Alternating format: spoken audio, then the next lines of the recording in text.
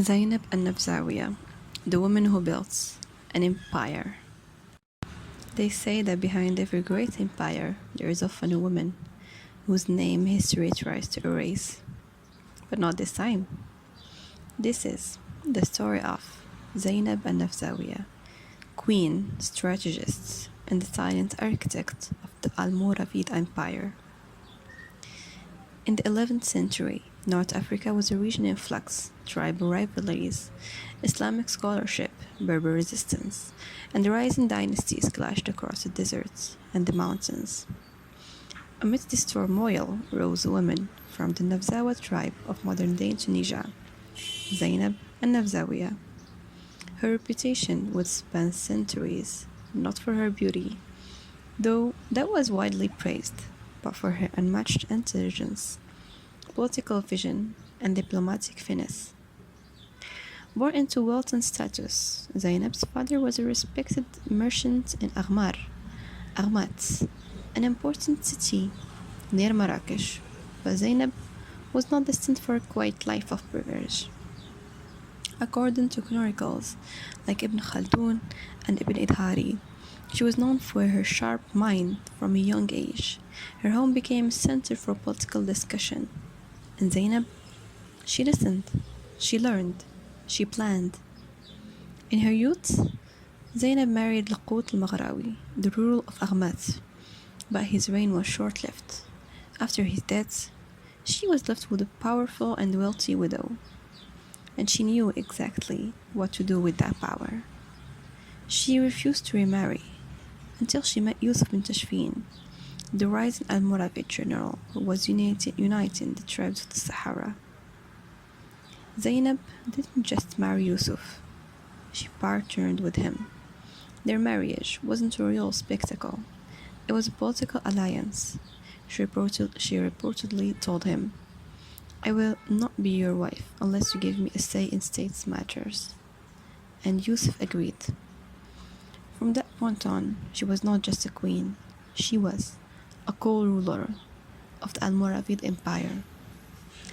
Zainab's influence can be traced in every step of the Almoravid expansion.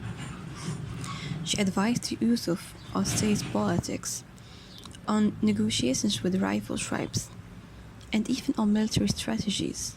Her palace was a hub of information, diplomacy, and decision-making.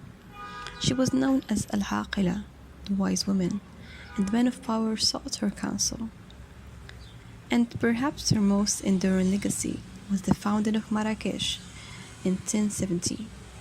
It is said that Zainab was the one who suggested the location of the new capital, a strategic point for trade and governance. Under her influence, Marrakesh blossomed into a center of Islamic culture, law, and military planning.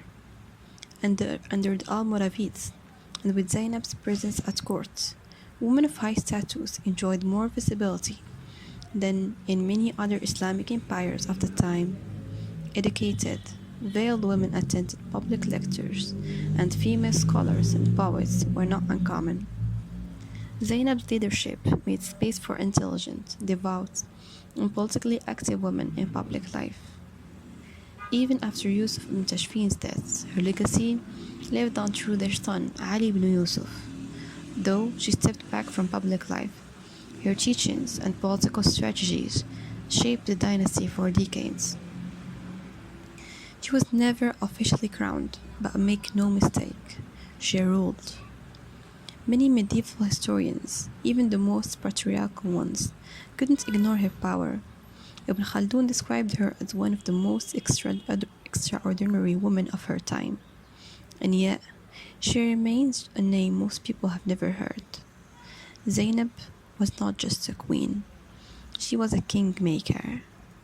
In a word that often silenced women's achievements, Zainab an Nafzawiyah carved her palace in her place in history with intellect, vision, and strategic brilliance. Her story reminds us that women have always been at the heart of empires, not only as wives or mothers, but as rulers, architects, and revolutionaries. If you enjoyed this story, like, subscribe, and share with someone who needs to hear about Zainab today. And remember, History doesn't just belong to kings, it belongs to queens too.